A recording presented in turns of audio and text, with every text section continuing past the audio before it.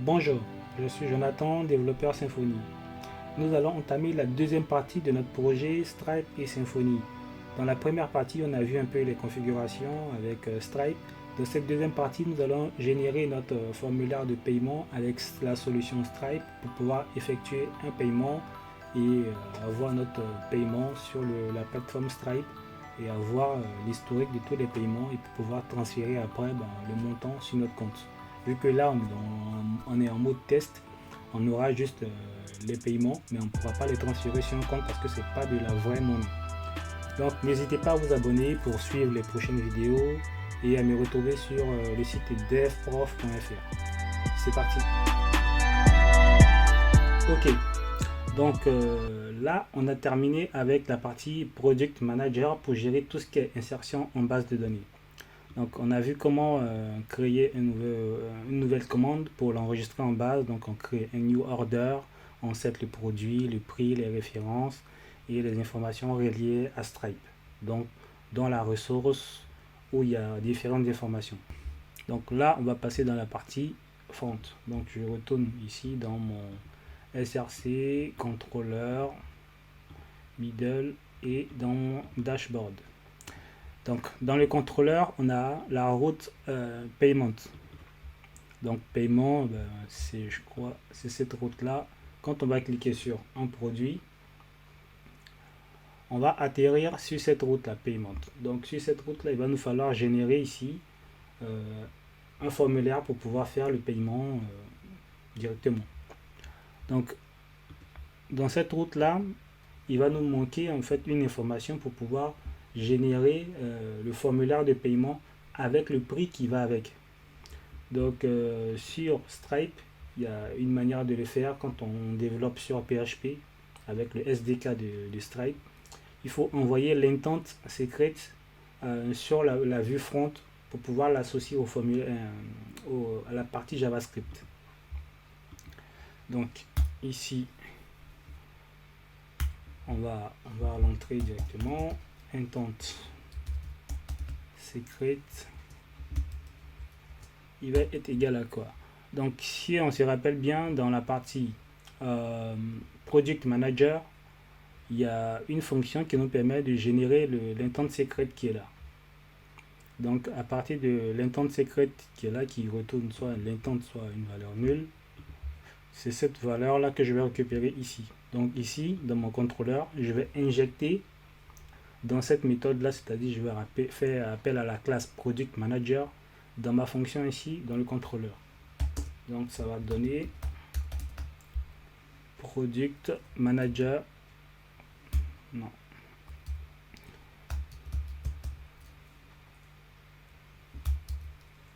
Voilà, Product Manager. Voilà, donc j'ai Product Manager. Product Manager, je vais le récupérer directement ici. Je fais une fonction fléchée et je vais récupérer Intent Secret. Intent Secret qui est là, ici. Donc Intent Secret, il prend quoi en paramètre?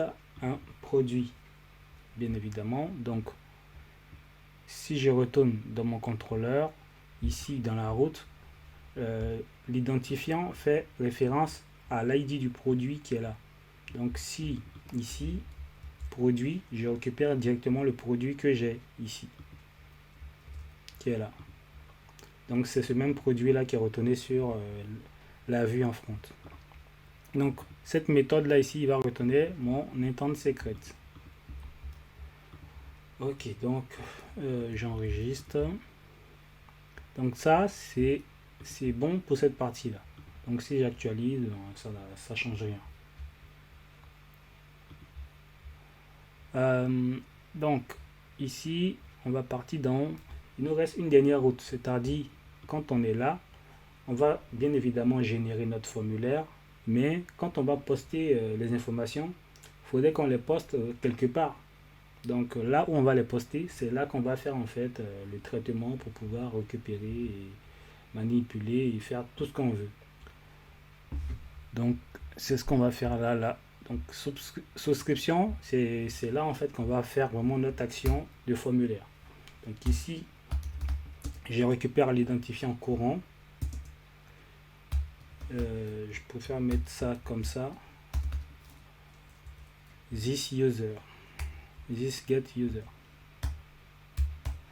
Donc ici on aura l'identifiant courant. On va faire une petite condition pour, je crois que j'ai la méthode request. Donc là, à partir de l'objet request, on va vérifier que notre méthode ici fait bien un post.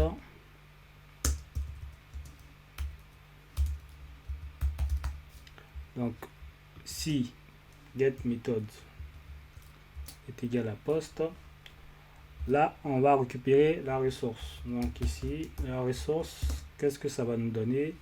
Donc la ressource ici, je vais injecter ici pareil product manager, parce que tout est dans product manager. Donc ici je mets product manager comme ça, je mets la variable et ici product manager pour obtenir la ressource. Donc ici, voilà. Donc ici, j'aurais besoin de juste appeler la fonction stripe. Voilà. Ici, je vais récupérer la super globale comme ça, post. Donc tout ce qui sera posté, ben, c'est ce que je vais récupérer dans stripe là. Et ici, j'aurai besoin du produit. Le produit que j'ai déjà dans les paramètres, comme ça. Voilà. Et ça, c'est censé me retourner la ressource et faire le traitement.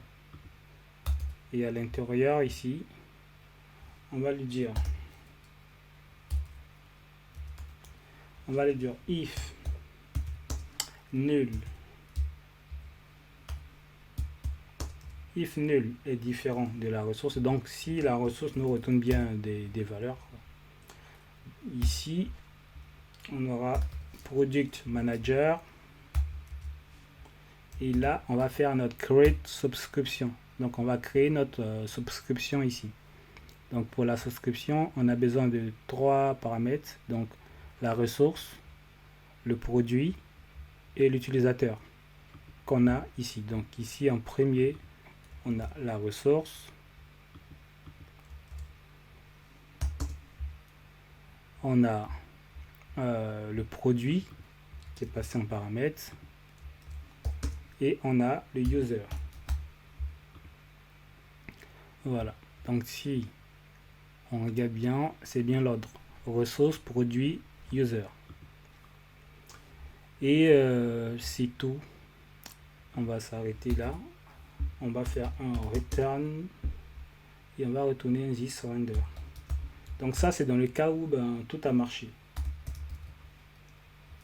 On va retourner la view, on va retourner la route de la réponse.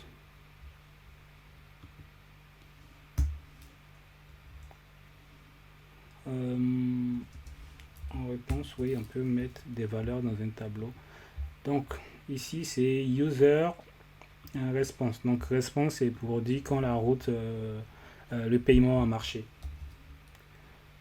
J'ai mis réponse.html.twig. Donc quand il y aura un paiement, que ça passe bien ici, on retourne ici une réponse et dans la réponse, on pourra rajouter en plus le produit. Donc ici j'aurai un product comme ça. Donc dans la réponse, je vais afficher les informations du produit pour dire oui, ce produit a bien été validé, ainsi de suite. Voilà. Ok. Oui. Donc là, on va actualiser pour voir si on a tout bouleversé dans le code. Et on va voir ce que ça donne. Donc ici, on a fini vraiment la partie front, côté contrôleur. Donc côté contrôleur, on sait ce qu'on renvoie, ce qu'on va poster, ce qu'on va récupérer, ainsi de suite. Maintenant, on va passer sur le front. Donc dans le contrôleur ici de la page payment, c'est ce template là, twig, donc payment html.twig. Donc si je retourne dans le template user payment, je suis là. Et donc là, on a un bloc JS qui est là. Et ici, j'ai une partie form row où je vais mettre ici mon formulaire. Ok, donc là, tout se passe bien, il n'y a pas d'erreur. Donc ici, pour mon formulaire, ça c'est des informations que Stripe fournit déjà. Donc souvent vous allez retrouver des exemples avec des formulaires Stripe déjà fournis et c'est à vous de le modifier comme vous voulez. Ok. Ici, dans mon form row. Donc form row, ici, on a besoin d'une div. Ici, je rajoute un script. Et ici, je rajoute encore une div. Dans ma première div ici, j'aurai un identifiant. Et l'identifiant, je vais l'appeler card element. Card element, c'est sur lui en fait que je vais binder mon script JS pour pouvoir injecter en fait le formulaire de paiement là. Donc dans ce bloc là, on aura le formulaire de paiement.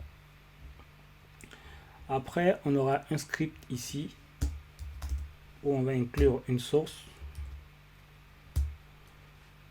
Et la source ici, ça sera https js.stripe.com/v3. Donc ça, c'est ici la route que l'URL de Stripe en fait. Donc ça, il nous faut impérativement le mettre dans notre code HTML quand on veut faire un formulaire de paiement. Et ici, la dernière div, en fait, c'est pour pouvoir générer des messages d'erreur venant de Stripe. Donc, s'il y a une erreur côté Stripe, le paiement n'a pas marché, la carte bleue ne fonctionne pas, Stripe vous retourne des erreurs. Donc ici, ça sera pareil comme le premier élément. Je rajoute un ID et lui, on va l'appeler card errors. Et ici, comme rôle,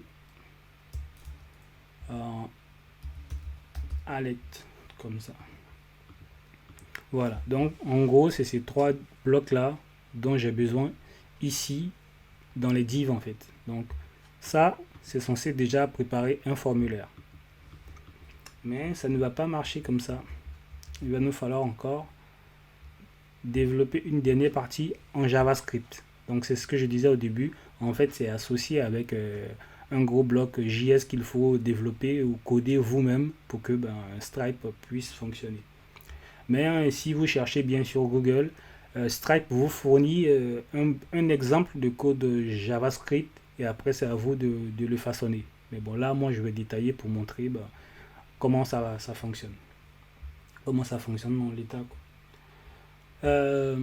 Avant de continuer là, en fait, dans le service Stripe, au départ, dans le service, on vérifiait l'environnement.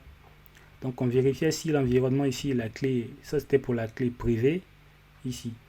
Pour le front, on avait une clé publique. Je ne sais pas si vous vous rappelez, dans le point env, on avait des clés de test publiques et des clés secrètes pour la partie secrète, backend. Et ça, je les ai rajoutés ici dans les configs, dans le package, dans Twig.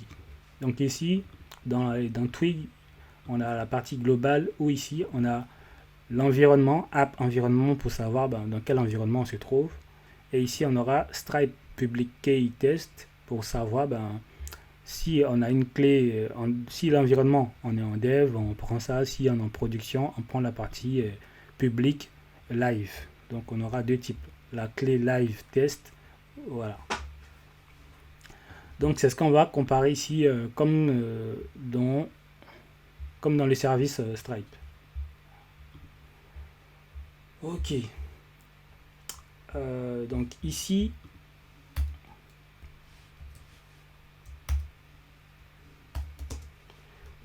l'environnement, donc vu que j'ai mis dans la partie Twig globale, ça, Donc dans l'environnement ici, ça on peut accéder à ça partout dans nos pages Twig.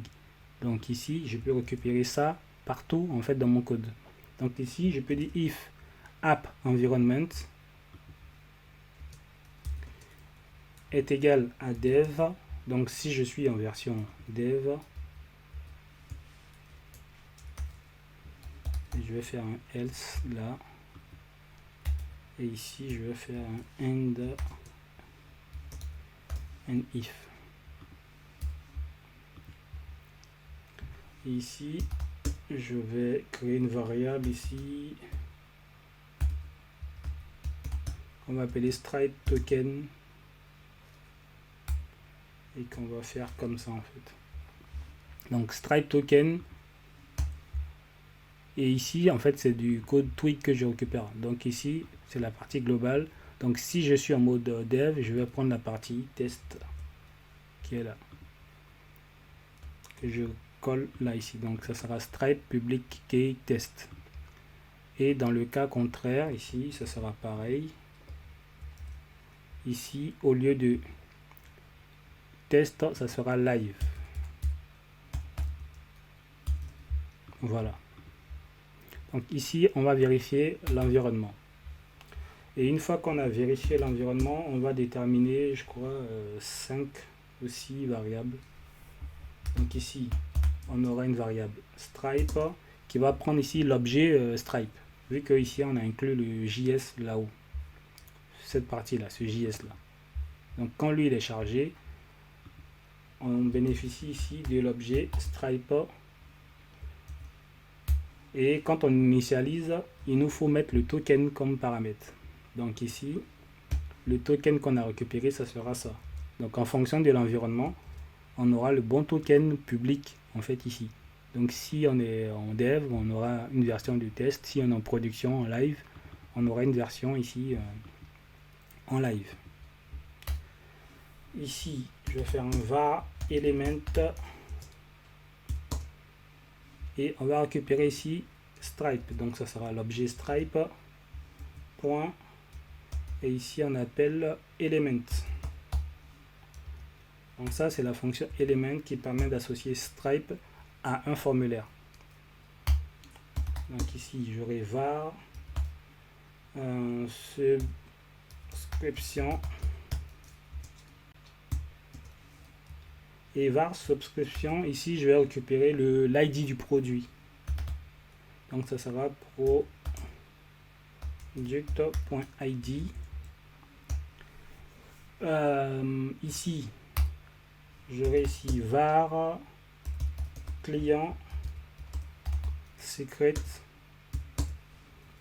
Et ici le client secret, si vous vous rappelez, dans le contrôleur, on l'a passé. Ça s'appelle l'intent secret. Et ici, on aura... Qu'est-ce que j'ai fait? Et ici, on aura var. Et ça, c'est card holder name. En fait, ça, c'est les informations qu'on rajoute lors du paiement pour associer la carte en fait à un utilisateur. Donc, on peut rajouter son email, son numéro de téléphone, son nom, son prénom, ainsi de suite. Donc, je rajoute ça, je mets ça.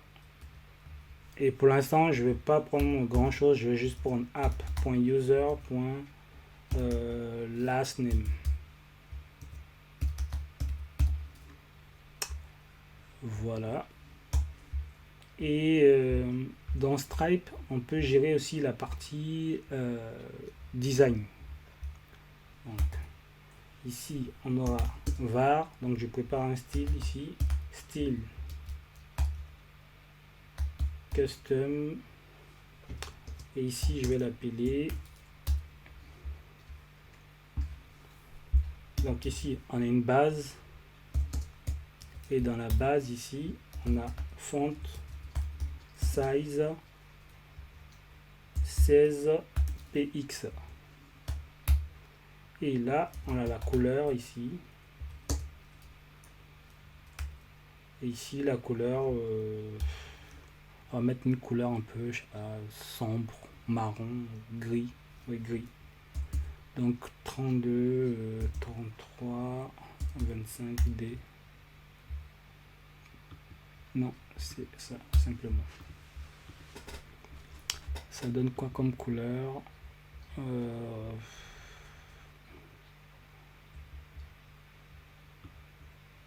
Je sais pas, j'ai pas trop d'inspiration, je vais prendre ça. Voilà. Ok, donc j'ai ça comme couleur. Après ça, c'est mon IDE qui permet de changer les couleurs comme ça à partir de plusieurs extensions. Donc si vous êtes sur Visual Studio Code, il y a des extensions pour la gestion des couleurs. Ok, donc ici, il nous manque encore une autre variable qui sera var card. Et card ici, on va créer maintenant notre carte. Donc ici, on a element qui est là. Donc à partir de l'élément qui est là, on va faire un create. Et ici, on va mettre carte. Un virgule. On va lui donner un style. Donc là, on crée notre formulaire ici de paiement. On va lui donner un style. Et le style, si vous vous rappelez, on avait fait un style ici, custom. Donc c'est ce style custom. C'est custom ou custom, je sais même plus. Oui, ouais. Style custom. Et ce style custom, je le mets là. Voilà. Donc en gros, c'est comme si je remettais le JSON ici, en fait, directement. Voilà. Et ici, notre card maintenant, je vais le monter. Donc monte. Et en fait, quand on monte notre carte ici, il faut l'associer à un identifiant. Donc ici, si vous vous rappelez, j'ai dit que je voulais injecter le formulaire de paiement ici. Donc ici, c'est ce ID là que je vais récupérer en JS ici. Donc quand je dis je crée ma carte, je l'associe maintenant ici. Donc dièse carte element. 4-6 element. Donc ici, je vais l'associer comme ça. Voilà. Et maintenant, on va écouter les événements de notre carte. Donc ici, on aura card.add. Donc après ça, c'est du JS. Event listener. Donc on écoute l'événement. Donc on va écouter l'événement change. Donc quand la carte va changer. Donc ici, on aura une fonction. On aura notre event. Dans notre event, on aura notre fonction comme ça. Voilà. Comme ça. Donc ici, je vais mettre var et ici, je vais juste gérer la partie des erreurs. Donc quand Stripe va nous retourner des erreurs. Donc ici, on va dire display error comme ça égale document point get element by id. Et ici, je récupère comme ça get element by id et l'id pour afficher les messages d'erreur ici, c'est dans id erreur ici. Donc c'est ce que je vais remettre ici. Comme ça. Et ici, je vais faire une petite condition pour dire si mon event.error, donc si j'ai des erreurs dans mon event, je vais faire un display.error de test content, donc le contenu du texte qui va prendre event.error.message. Donc dans le cas contraire, je mets rien en fait. Donc dans le cas contraire ici, je vais remettre ça. Sauf que test content, je vais rien mettre ça à l'intérieur. Ça va prendre un truc vide. Donc cette partie là, ça sera pour les messages d'erreur. Ici, ça sera pour monter notre forme à l'objet. Ici, ça sera pour relier notre forme à l'objet Stripe. Donc ici, à l'objet Stripe. Donc à partir de l'ID. Donc ici, on monte notre forme comme ça. Voilà. Et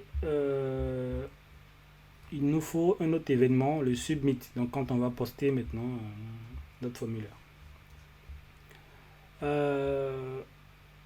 Ouais, il y a une autre manière de faire aussi. Ici, dans notre formulaire, ici, on a notre forme et forme action. Donc forme action, on poste sur l'action subscription paiement avec l'ID et tout comme on l'a mis en fait dans le contrôleur ici.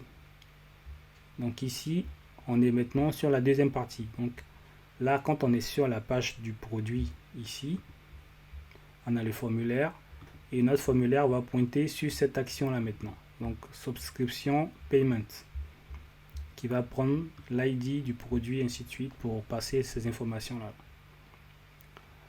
Voilà. Plutôt dans le front. Donc dans la partie payment, on a la méthode, on a l'action. Et ici, j'ai rajouté un ID payment form. Donc payment form, en fait, c'est lui que je vais récupérer pour pouvoir indexer et vérifier le statut pour dire si on a fait un submit, on détecte que ce form là. Donc c'est payment form. Donc ID payment form. Donc c'est celui-là que je vais récupérer dans ma partie JS. Donc ici j'aurai une var form comme ça. Ça sera document. Voilà. Ça sera document.get element by ID. Et je vais mettre payment form.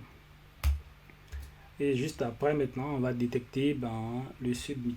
Donc ici, je vais faire un form.add event listener. Voilà. Et ici, l'événement qu'on va détecter, c'est un submit. Submit, on va placer notre fonction là. On aura notre event ici.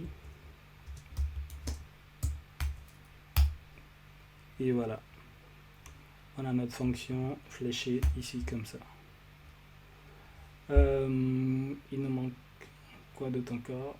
Je pense que c'est bon. Donc ici, on va faire notre event. Donc ici, event.prevent default. Je pense que je n'aime pas trop ça en fait. Voilà. Voilà. Donc ici, event.prevent default pour stopper le comportement par défaut du submit. Donc quand on fait un submit, il recharge la page et tout. Donc ici, nous, quand on va faire un submit, on va faire un prevent default. Donc on stoppe le chargement de la page. Et ici, on va récupérer notre objet Stripe. Ici, là. Comme ça ici. Donc on aura Stripe. Donc l'objet Stripe. Peut-être qu'on a déjà les fonctions ici des Stripe dans l'autocomplete. Non. Ah oui, peut-être si, oui. Ok. Donc ici, Stripe, ici, on a le handle. Je ne le vois pas dans l'autocomplétion. Non, on ne l'a pas. Donc ici, on a le handle card payment. Comme ça. Et dans le handle card payment, il nous faut ici le client secret. Donc il nous faut relier le client secret qui est là. Qu'on rajoute là. Il nous faut relier la card, donc le formulaire. Donc le formulaire qui va récupérer les informations. Donc ici, virgule card. Et il nous manque ici une petite information en JSON ici qui s'appelle payment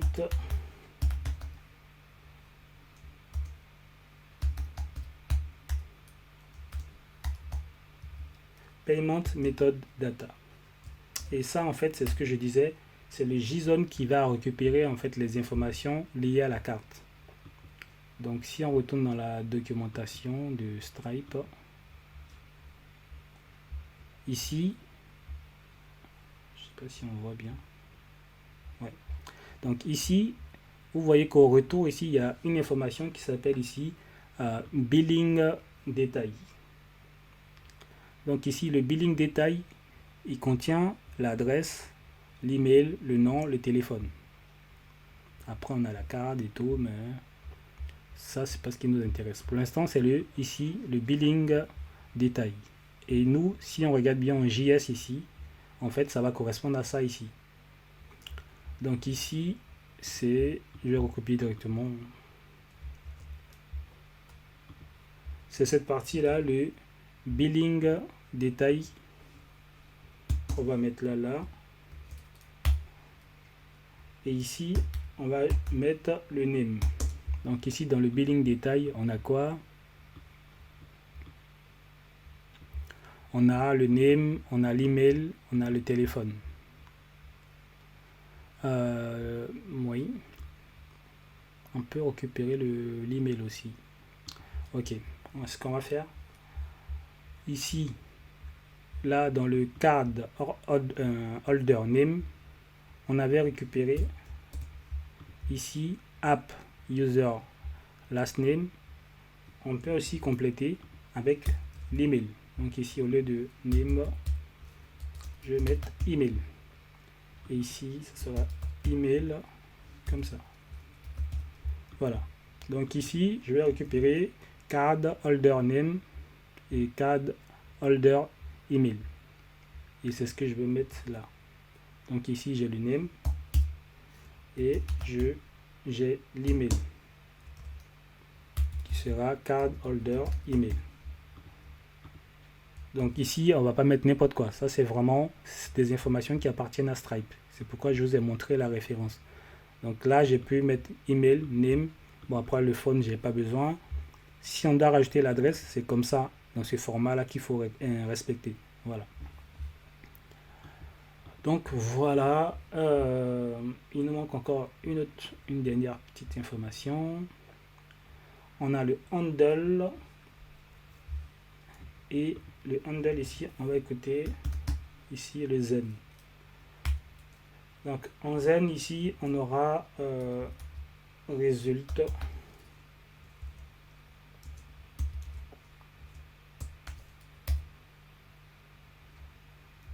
comme ça. Et dans le résultat, en fait, ça sera le retour de la réponse du paiement.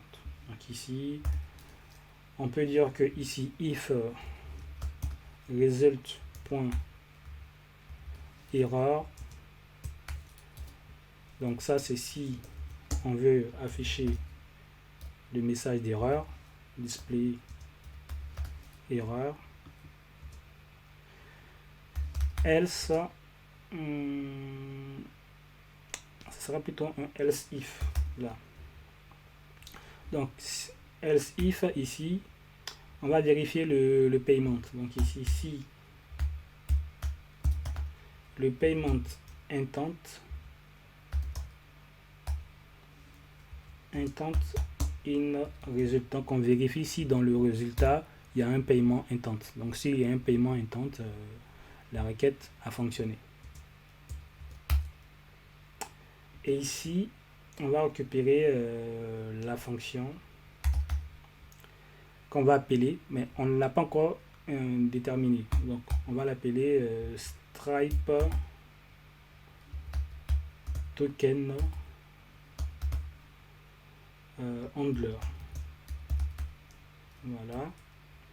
Et Stripe Token Handler, est-ce que j'ai... Oui, ça va. Stripe Token Handler va nous récupérer ici, résulte. Ça serait bien de pouvoir avoir en fait plein de tests. Donc ça sera résulte ici, point intent.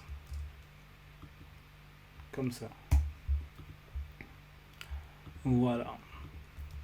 Donc cette fonction là, on l'a pas encore codée. Donc ça n'appartient pas à Stripe.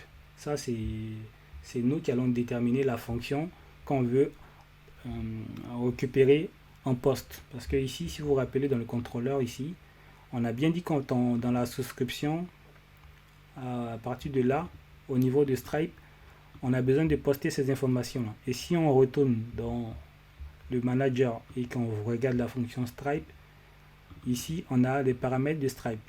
Et ici on vérifiait si on avait tout ça dans ces paramètres là. Donc ici, c'est tout ça qu'on va récupérer à partir du result Stripe. Donc ici, on va faire un console.log de result pour voir qu'est-ce qui est retourné.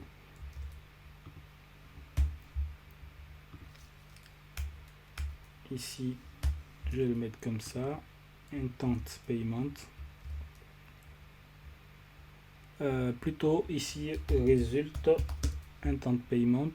Et on va rajouter un console log ici pour voir si on récupère bien ici les informations qui nous sont retournées depuis le back. Donc ici, le client secret. Donc ici, ça sera le client secret. Donc on aura le client secret dans les consoles log.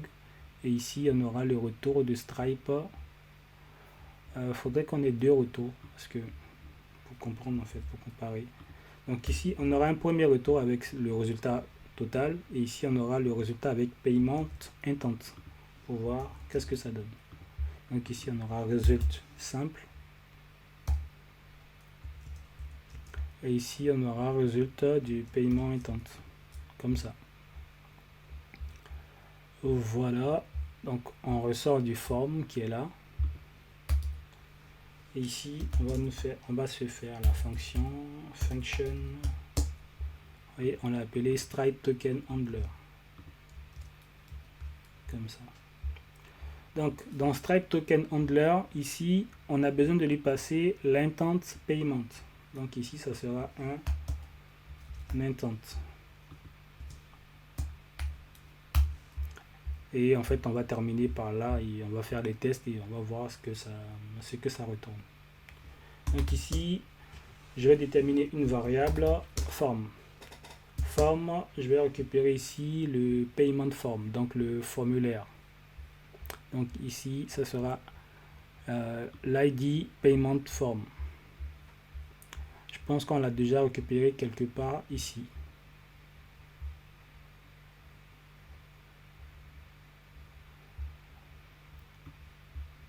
Voilà.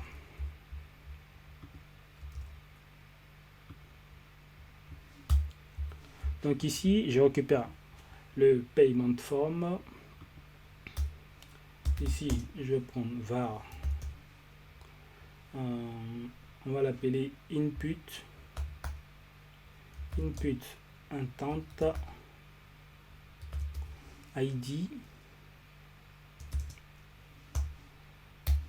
On aura je vais tous commencer par input à chaque fois et ça va me faire ici 5 valeurs comme ça. C'est pour aller un peu plus rapidement. Donc ici on a input intent id, on aura input intent payment méthode.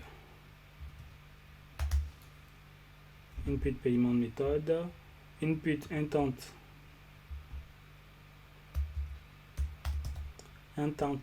statut pour avoir le statut et input subscription.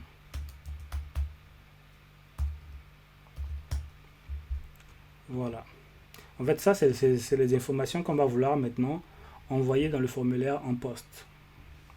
Donc, on construit à partir de notre forme quelles sont les informations qu'on va mapper ici. Donc, ici,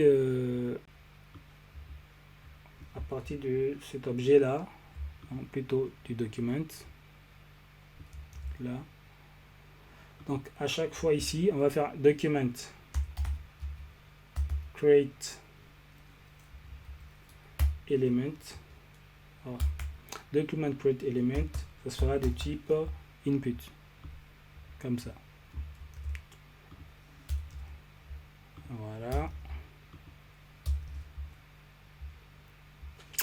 Et ici, à chaque fois, on va récupérer chacun. Donc ici, donc l'ID, donc l'intent ID qu'on veut poster.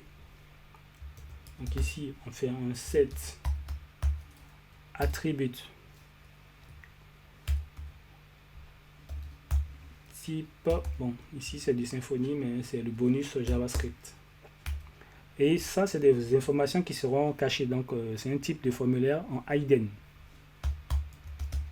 Donc le formulaire il est de type hidden. Ici, on va rajouter un set attribute. Pourquoi il ne met pas l'autocomplete? Ok, un set attribute. Et ici, je vais rajouter un name. Et ici, le name, si... attends, si c'est là. Ok.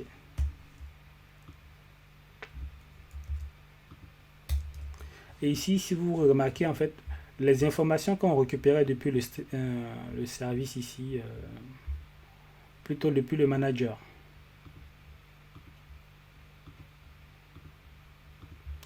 Ici, dans le manager, ici, on avait une ressource qui nous envoyait des informations.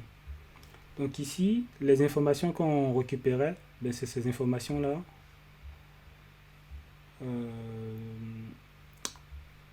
Non. On va les faire séparément. Donc ici, ça, je vais appeler plutôt stripe intent ID. Donc ça, c'est le name. Et ici, en attribut, ça sera la valeur. Et la valeur, ici, ça sera intent ID.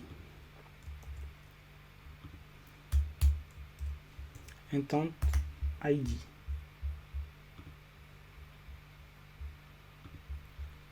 Ça sera intent ID. Et on va recommencer ça pour chacun en fait des autres. Donc je fais ça, je fais un copier-coller une fois, deux fois, trois fois. Et oui, donc ici, payment méthode, ça sera payment méthode là, payment méthode là. Ici pour le statut, ça sera ici input, ici intent statut, et ici pour la subscription, ici ça sera ça. Voilà. La souscription ici, c'est ça qu'on récupère. Donc l'ID du produit. Donc c'est l'ID du produit dans le form qu'on reposte en fait. Donc ici, en valeur, ça sera ça. Et comme name, je vais mettre ici subscription. Comme ça. Toujours en hidden. Pour le statut, l'intent va nous retourner le statut. Et ici, on va l'appeler intent statut. Donc je garde le même nom ici comme ça. Non, plutôt stripe intent statut comme ça.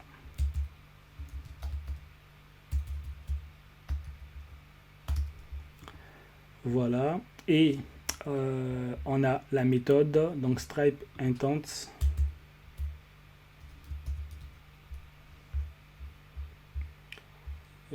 Pour la méthode, ça sera plutôt stripe intent payment méthode, comme on l'a mis là en fait.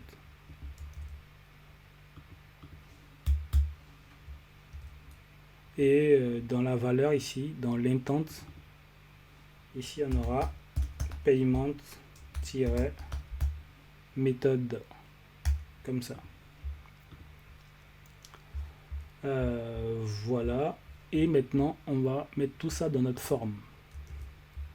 Donc, tout à la fin ici, de notre forme, on va faire ici forme.append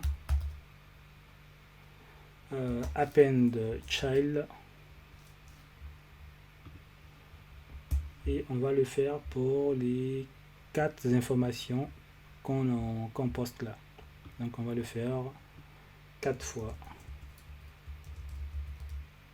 Et à la fin, on fait un submit. Donc, forme submit.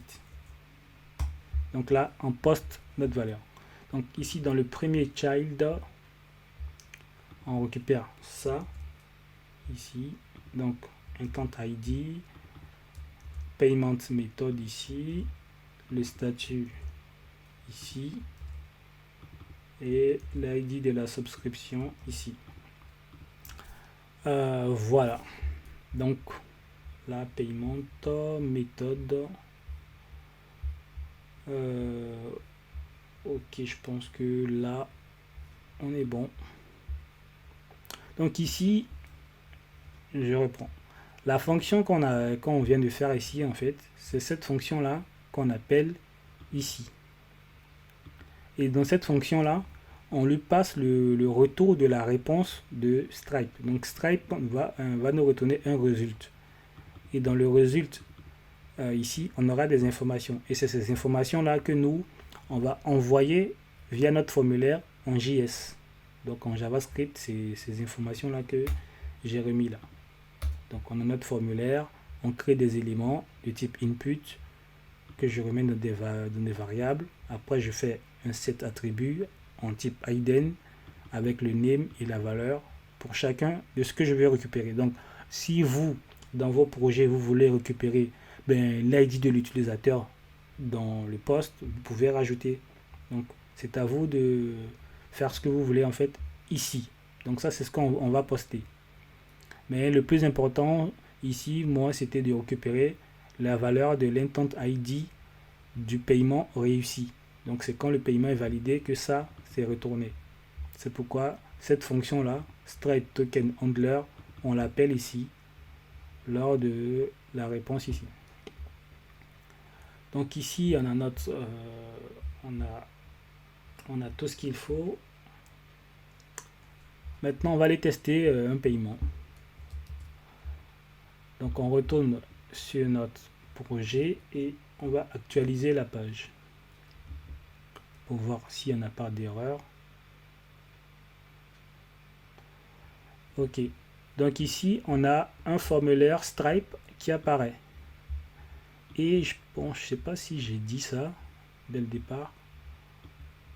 Dans la base ici, j'ai récupéré le style, un style CSS qui permet en fait de pouvoir styliser un peu.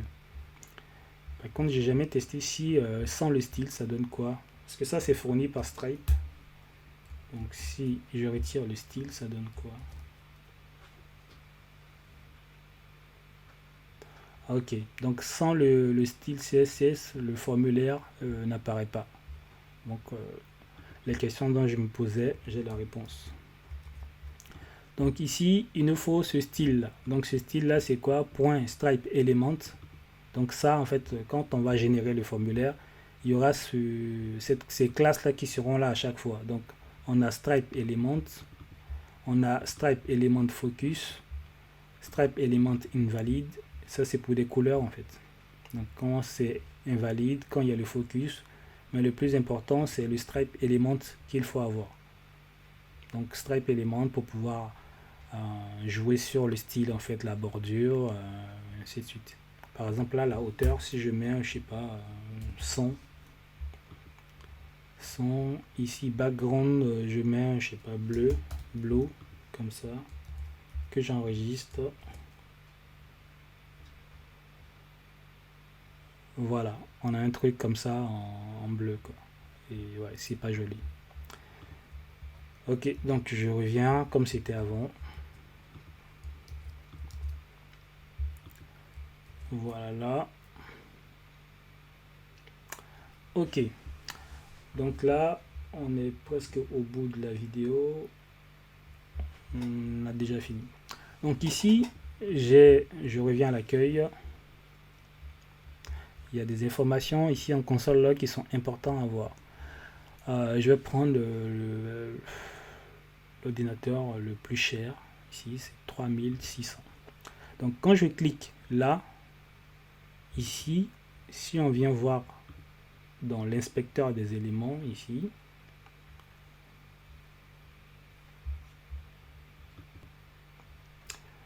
donc si on vient voir ici dans la console, ici, on a bien le secret qui est créé. Là, peut-être que vous ne voyez pas bien. Voilà. Donc ici, on a bien un paiement secret qui est généré. Et ce paiement là, il est associé au prix ici du produit. Donc là, on va faire un paiement. Pour faire un paiement, comment ça marche? Là, on est en mode test. Donc on est en mode test, on n'a pas de vraie carte bleue pour tester. Sur Stripe, dans la documentation, ici, ils vous fournissent ça. Si vous tapez card sur Google, vous allez le retrouver facilement. Si vous tapez card test Stripe, donc card test Stripe, le premier lien, vous allez tomber sur cette page là. Ok, donc là ici on a des exemples de cartes bleues pour faire du test. Donc ici le visa c'est 4242, après le digit c'est à vous de mettre ce que vous voulez avec la date. Donc ici je laisse la console ici. Quand j'ai un peu trop zoomé. Voilà. Donc ici, je vais rentrer une carte. Donc ça sera 42, 42, 42, 42, 42. Et la date, je mets une date valide. Parce que si vous mettez une date en genre 2020, vous voyez que c'est pas bon. Et vous voyez qu'en bas ici, si on fait inspecter l'élément et qu'on passe là, en fait ça, le message d'erreur là, il apparaît bien dans notre card error qui est là. Le script qui est là, JS. Et ici, dans notre card element, on a une classe Stripe element. D'où le style qui était ici dans la base. Donc ici, Stripe element. Donc c'est bien ce qui a été généré qui est là. Voilà.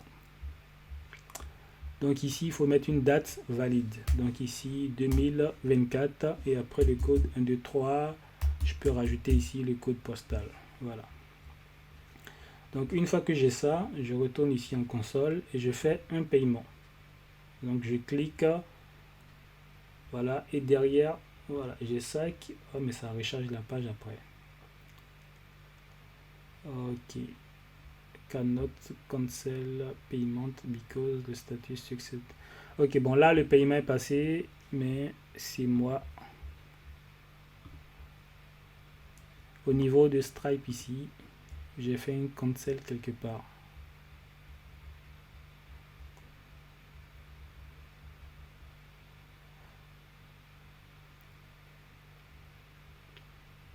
Ok, donc ça, je vais le mettre en commentaire et je vais voir qu'est-ce que je récupère ici déjà. Ah oui. Au lieu de récupérer ici le statut, je pense que j'ai récupéré l'ID. Donc c'est pourquoi en fait on avait cette erreur là. Parce que si je compare l'identifiant ici, l'identifiant Stripe au statut qui est en caractère, ça ne va pas marcher en fait. Ok, donc ici au lieu de l'identifiant, au lieu de l'ID, c'est le statut. Voilà, donc si c'est ça, j'actualise. Mais là en fait, il y a l'erreur, mais le paiement il a bien marché. Donc ici, si je actualise, j'ai même pas besoin d'actualiser, en fait il était déjà là. Donc ici, j'ai un paiement qui est passé en succès. Et bien évidemment, Stripe, ils ont pris leurs frais. Donc ici, vous voyez que la carte bleue est passée. Le paiement, il a marché. C'est bien 3675. Stripe, ils ont pris leurs frais. Ils ont pris leurs frais. Et en net, on reçoit 3568,17. Et succède, c'est ça en fait le statut que je vérifie ici. Donc ici, c'est Stripe Intent Statut. Donc le cancel, il allait marcher dans le cas où le statut il était cancel. Voilà. Donc ici, je retourne en arrière. Voilà. Et juste, on va créer encore d'autres erreurs pour vous montrer. Ici, en JS, au lieu de poster les informations, je ne vais pas les poster, je vais juste stopper, les bloquer ici, là. Donc le Stripe Handler, là, ça, qui me permet de faire un post, un submit ici. Lui, je vais le stopper. Parce que je vais voir qu'est-ce que j'ai, en fait, comme variable. Donc ici, on va faire un paiement. On va cliquer là, sur cet ordinateur-là. Et ici, j'ai un autre client secret qui est généré. J'ai mon formulaire. J'ai le formulaire de Stripe qui est là. Et ici, je mets ma carte. 42, 42, 42, 42. Ici, je mets une date valide. Je mets un code postal. Bon, là, on a déjà le secret. Donc ici, j'ai stoppé le poste. Donc ici, je lance le paiement. Donc je fais un clic. Après, vous, peut-être de votre côté, essayez de mettre un spinner pour, au clic, faire une boucle pour pouvoir le cacher après. Parce que ça, j'aurai pas peut-être le temps de vous montrer ça, mais c'est facile à faire. Donc ici, Stripe a marché. Et regardez la réponse que Stripe nous retourne. Donc ici, on a deux réponses. Si vous avez remarqué. Ici, on a la partie Result avec tous les résultats de Stripe. Et on a la partie Result avec le Payment Intent. Et nous, on a travaillé avec la partie Payment Intent. Donc la partie Payment Intent, c'est à partir de là, en fait, quand on passait ça dans notre fonction Payment Intent. Et dans le Payment Intent, on avait l'ID, on avait le statut, on avait des informations qu'on voulait, en fait. Donc ici, si on regarde le résultat avec le Payment Intent, ici, vous voyez, on a vraiment beaucoup plus d'informations. Donc là, moi, j'ai pris 2 ou 3 informations pour vous, pour le tuto. Mais ici, il y a vraiment beaucoup. On peut récupérer le prix. Ici, il y en a quoi? Cancelled at, donc il n'y a pas d'annulation. La méthode est automatique. La date, ici, est en timestamp. Donc après, vous va falloir la convertir. La monnaie, c'est en euros. Ici, on a l'ID. On a le live mode. Donc le live mode, c'est pour vous dire si vous êtes vraiment en mode live ou en mode test. On a ici le type de la carte. Ici, card. Et on a le statut. Voilà.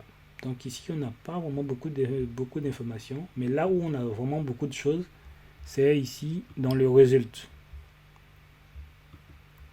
Donc ici, on avait Payment Intent et ici, on a Result. Donc Result, c'est ce premier-là.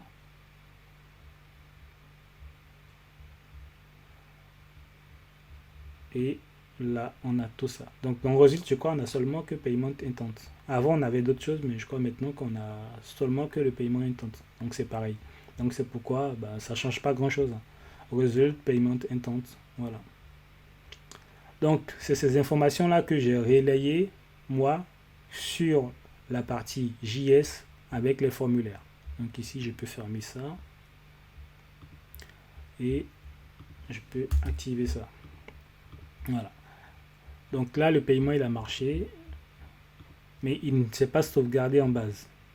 Donc si je reviens ici dans mes paiements,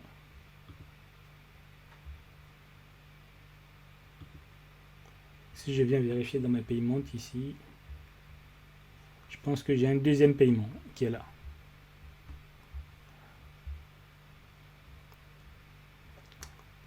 Et je pense que on peut voir les informations que j'avais rajoutées peut-être dans le billing détail. Voilà. Donc dans le billing détail ici, si vous vous rappelez, on avait rajouté l'email, le name. Donc ici, en email, j'ai mon email et en name, j'ai mon nom simplement qui est là. Donc vu que j'ai pas mis de téléphone et le code postal, c'est pendant la carte. Quand j'ai mis le code postal de la carte, il a pris ça en compte. Il y a d'autres informations en plus qui viennent avec, qui sont là. Donc tout ça, c'est ce qui est retenu par Stripe. Donc ça, côté JS, vous pouvez récupérer aussi tout ça. Voilà. Donc là, notre paiement marche. Mais là, vu qu'on a fait des tests, il y a un qui n'a pas marché la première fois. Là, j'ai stoppé le post ici. Ici, je peux enlever. Bon, je vais laisser les consoles log pour vous. Ici, j'ai enlevé le commentaire pour Stripe. Et maintenant, là, je peux poster toutes ces informations-là dans ma base. Donc ici, je retourne ici. Petit truc, en fait, le payment intent, on ne peut pas le tester deux fois. Donc si vous avez cliqué la première fois ici et que le payment intent s'est généré, comme ça c'est l'erreur souvent qui arrive lorsqu'on fait les paiements. En fait, on a un paiement intent qui est généré. Si on actualise la page, c'est un autre payment intent qui est généré. Donc à chaque fois, on aura une nouvelle clé. Donc si vous stockez le payment intent quelque part et que vous ne le changez pas à chaque fois, ben, ça va créer une erreur. On ne peut pas utiliser le même payment intent plusieurs fois. Donc ça, il faut faire attention à ça. Voilà. Donc là, on va reprendre le process normalement. Donc ici, je retourne. Je vais acheter cet ordinateur là, 1290. Ici, j'ai le formulaire Stripe qui s'est généré. Je vais tester la carte Visa de test. Je mets la date. Ici, je vais mettre 75 019. Et ici, quand je vais faire le paiement, je clique sur acheter. J'attends que la partie JS charge. Et quand ça marche, vous voyez que ça m'a retourné la page de paiement en cas de succès. Voilà, donc j'ai ça comme page. Et si on va regarder ici, dans la partie order, on aura bien notre carte qui sera enregistrée ici tout à la fin. Donc en 12 ici, j'ai le Stripe token qui est enregistré, j'ai les 4 derniers chiffres, j'ai la charge Stripe, c'est un autre code, j'ai le statut en succès, après j'ai les dates et j'ai le prix ici. Ici même on pouvait à partir des frais dire combien Stripe a déduit et rajouter ça aussi en plus ici. Donc tout ça c'est important comme information. Et là je retourne sur l'accueil. Et là avec mon identifiant pour terminer, donc ici pour la partie JS on n'a pas fait vraiment grand chose, ça a l'air long en tout, ça fait quand même pas si j'enlève quelques petits espaces, à peine 140 lignes quoi.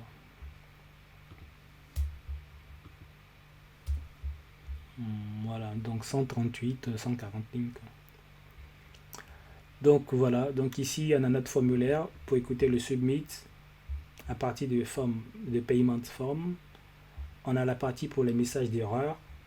Et ici, c'est le plus important là. On monte ici l'élément create card. Donc ici, c'est vraiment card. Ça, c'est un mot-clé en fait pour dire qu'on crée une carte Stripe. Et après, on peut rajouter un style ici en plus. Voilà. Et voilà. Donc ici, il ne faudrait pas oublier le Stripe token dans l'objet Stripe. le S il est vraiment en majuscule, pas en minuscule. Et après c'est dans ma variable ici que je mon S en minuscule de Stripe qui est là. Et la partie element qui est là, donc c'est récupéré à partir de l'objet Stripe, donc Stripe element et element, et c'est le element, je fais create carte. Et à partir de la carte, j'ai l'élément qui est créé, donc je peux écouter des événements. Donc change pour les messages d'erreur. Et voilà, c'est tout. En dernier, ici, j'ai une page story qui me permet d'afficher l'historique de mes paiements. Donc ici, la page est déjà faite. Il n'y a pas grand chose, hein. C'est une boucle qui boucle sur la liste de tous les paiements.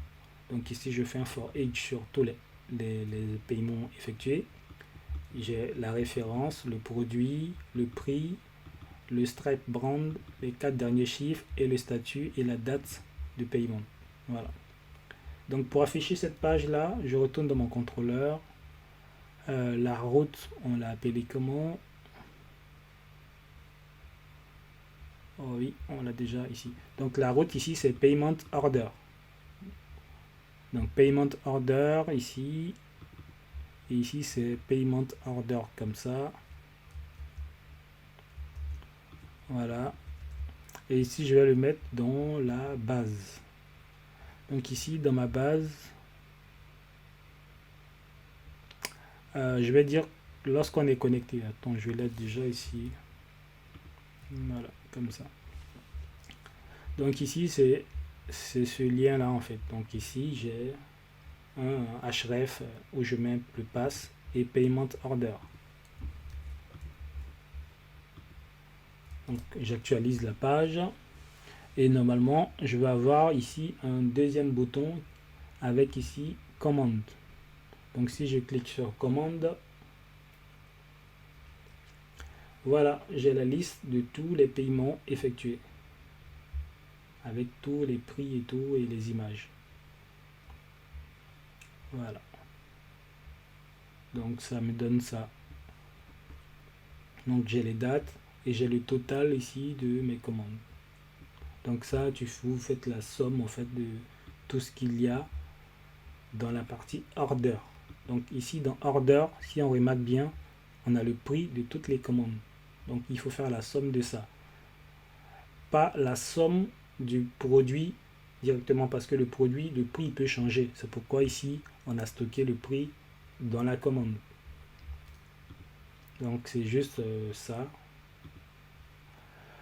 Voilà, donc ici on a terminé pour le paiement avec Stripe. C'était vraiment la partie la plus importante ici, côté front à voir. Donc il n'y a pas grand chose après. Pour la suite, je pense qu'on va voir comment faire un paiement peut-être avec PayPal, avec Symfony. Ça serait bien intéressant de montrer ça et voir comment ça marche. Par contre, PayPal, j'avais jamais testé. C'est l'un de mes abonnés lors d'un live qui m'en a parlé, qui a dit que c'est souvent compliqué. Donc on va tester pour voir ce que ça donne. Donc voilà, on a terminé notre tuto. Voilà. Donc pour la suite de cette vidéo, n'hésitez pas à vous abonner pour voir le reste. Il y a plein d'autres vidéos qui vont arriver bientôt, qui seront très intéressantes sur vraiment Symfony avec Docker, Symfony en entreprise, Symfony avec des projets tels que React, Angular ou Vue.js. Donc n'hésitez pas à vous abonner ou à me retrouver sur DevProf pour plus de cours ou formations. Voilà. Salut et à bientôt.